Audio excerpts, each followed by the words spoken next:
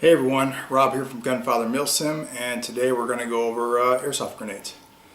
I don't really want to go too deep into the weeds on different models and how to and such, because I've only used two myself. And just briefly, this is my old tornado grenade from back in the day. These cost about $100. They're inconsistent and expensive. They will go off anywhere from 15 seconds to right in your hand as soon as you pull the pin. They spray BBs in a fairly good pattern, but for the money they don't put up with a lot of abuse for something you're going to be throwing over and over again, and I've just never been that impressed with them. They came out with a better model. This is the timer model. They came out with the impact model that went off as soon as it hit the ground. People had a little more success with them, but overall, for the money, this is just a non-starter. A few years later, they came out with the Thuder B grenades, which is, it comes in a kit. The nice thing about these is they're a little more consistent once you mess around with them. The bad thing is there's a lot of expendable parts that you can't reuse, such as the grenade shell, and it's the CO2 canister that runs it.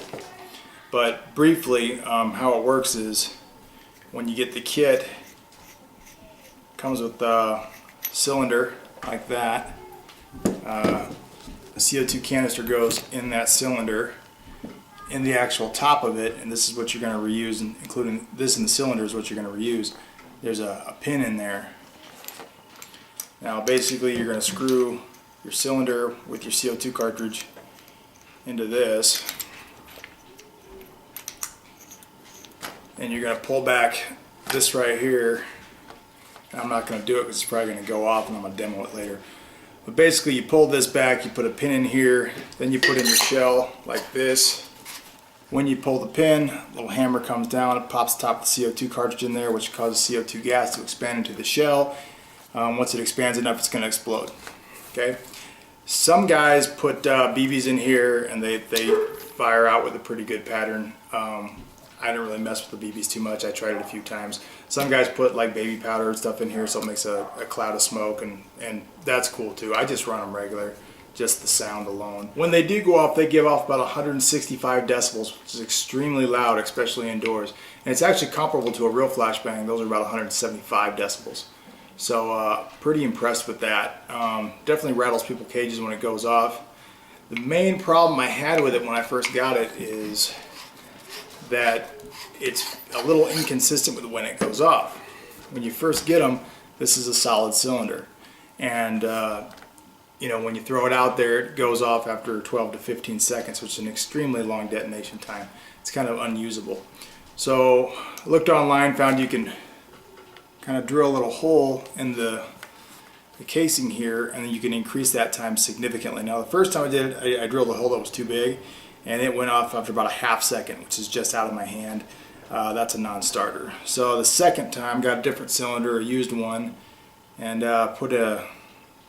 this is a 3/32 drill bit, but a much smaller hole in it.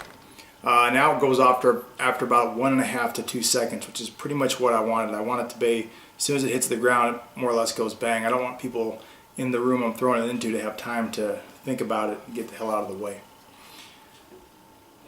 So once I did that, it works out really well. It works fairly consistently. Definitely a lot more consistent than any other grenade I have, and I've actually had a lot of success getting a lot of kills, clearing a lot of rooms, throwing in windows, throwing in doors. It comes with a spoon here, so theoretically you can pull the pin and hold onto the spoon and then throw it, and the spoon comes out, and then it'll go off later. It'll go off after the spoon is released. But I would recommend you not even mess with this, because it's just another thing that can get in the way and get hung up and get bent, and once again, airsoft is cheap Chinese shit. Remove the spoon and just go with the regular, just the pin and the hammer, and I had a lot of success using it like this.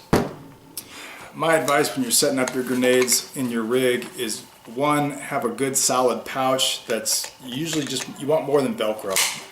This one has a nice positive click to it. This is a tactical tailor pouch. It's a general purpose pouch, but it's got a nice positive click to it, so that thing's not going to accidentally fall out. I use a tether method, so I can deploy these grenades one-handed. This is something I learned at work from some pretty experienced guys, and basically instead of having to use both hands to deploy a grenade, you can do it with one hand. We do this with our flashbangs. It's real effective. So basically what you're going to do is here's your pin, which is going to stay tethered by a piece of paracord to your armor, and all this here is it attaches to a piece of molly. This is a zip tie around piece of molly, but the point is it's attached to your rig. Got about 6 inches of paracord. Here your pin is in your grenade, and I'll demonstrate this here in a minute live, but there's your grenade. Put it in the pouch. Once again, you want to have a pouch that's really secure, because if this accidentally falls out and it goes more than 6 inches away from the vest, it's going off. So here you have it. Pop this, pull out, and as you pull this away from your body, the pin's going to come out, and then it's going. Alright, everybody, going to do a live demo here of this Thuder B and this one-handed deployment method I was talking about. First thing you want to do is wear some eye protection, wear some gloves. I've never heard of anybody getting injured by one of these, but when this shell blows up, I could see it stinging like a son of a bitch. Real quick, when you put this together, you're going to make sure you screw this on really tight, okay? Because if there's any air leak in here, it's not going to go off as fast, it's not going to work as well. Goes in my pouch like that. Put it down, ready to go. It's just my backyard, but you can see, hey, it's an open door, whatever. This is what I'm going to clear. Get an idea for how loud it is. Pull it. It's going.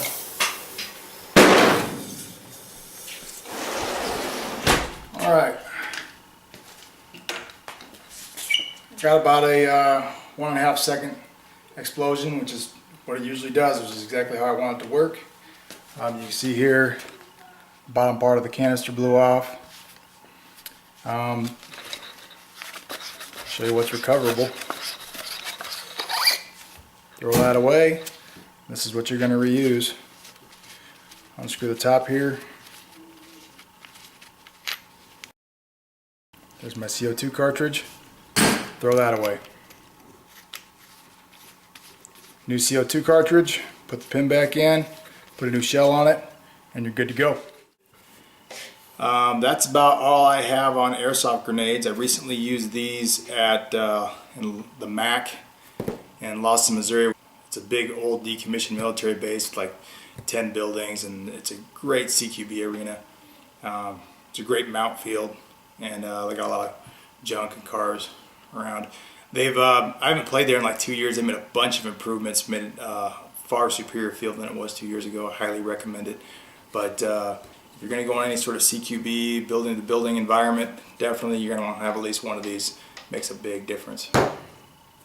That's it for the Thuder B. Once again, they work really well. They're really consistent once you drill a hole in the canister here. And you know, there are expendable parts, but between the CO2 cartridge and the shell, you know, you're only looking at $1 per deployment, which isn't too bad. You know, it's not like you're going to be throwing 30 of these in a game. It might be, you know, 5 to 10 on a really busy day. So I really like them. There are other airsoft grenades out there. I generally haven't looked any further because this works so well for me. I don't see myself going anywhere else. There's some newer ones, newer models, but from what I observe, most people just stick with the Thuder Bs because they work so well. Alright, so if you got any questions or comments, feel free to throw them in here, and thanks for watching.